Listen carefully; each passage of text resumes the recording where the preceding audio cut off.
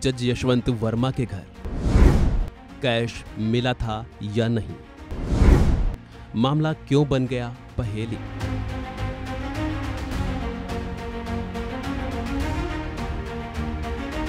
बीते शुक्रवार को एक ऐसी खबर सामने आई जो दिन भर सुर्खियों में छाई रही। वो थी जज के घर करोड़ों का कैश मिलना।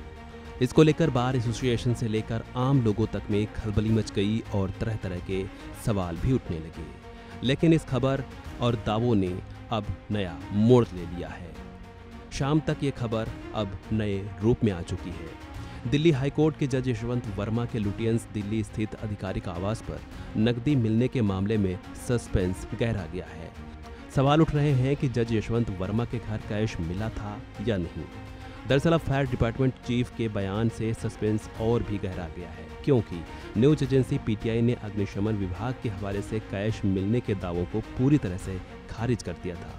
मीडिया रिपोर्ट्स में इस बात का दावा किया जा रहा है कि एजेंसी ने दिल्ली अग्निशमन सेवा के प्रमुख अतुल गर्ग के बयान से इन दावों को खारिज करते हुए कहा था कि आग बुझाने के दौरान दमकल कर्मियों को कोई नकदी नहीं मिली। लेकिन इसके उलट अब फायर ऑफिसर अतुल गर्ग ने इस बयान को गलत बताया है। उन्होंने स्पष्ट कहा है कि न्यूज एजेंसी पीटीआई द्वारा चलाया जा रहा बयान उनका नहीं है। मीडिया रिपोर्ट्स में दावा किया गया था कि जस्टिस यशवंत वर्मा के बगले में लगी आग के बाद भारी मात्रा में नकदी मिली थी। इनमें जस्टिस वर्मा के दिल्ली हाई कोर्ट से इलाहाबाद हाई कोर्ट ट्रांसफर को भी जोड़ दिया गया था। हालांकि सुप्रीम कोर्ट ने इन दोनों मामलों को अलग अलग बताते हुए बयान जारी किया। मामले पर सुप्रीम कोर्ट बार एसोसिएशन के अध्यक्ष कपिल सिब्बल ने भी बयान दिया और सवाल भी किए। उन्होंने कहा कि मैं इस पर फिलहाल तो कोई कमेंट नहीं करना चाहूँगा, लेकिन न्यायपालिका में भ्रष्टाचार का मुद्दा बहुत गंभीर है। ये कोई पहली बार नहीं है जब देश के वरिष्ठ वकीलों और वकीलों ने इस मुद्दे को उठाया हो।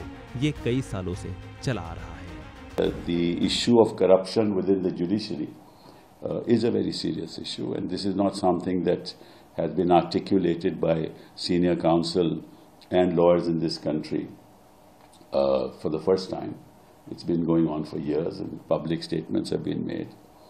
So I think that it's time for the Supreme Court to start looking at issues of how the appointment process should take place, that it should be more transparent, appointments should be more carefully done. There's another judge of the Allahabad High Court, as you know, against whom the collegium called him for an explanation, and he chose not to respond to their direction that he should apologize. This is what I've heard. I mean, I'm not myself privy to any of this. बहरहाल जज के घर करोड़ों cash मिलने के दावे अब एक पहेली बन गए हैं। सच्चाई क्या है, अब ये बड़ा सस्पेंस बन चुका है।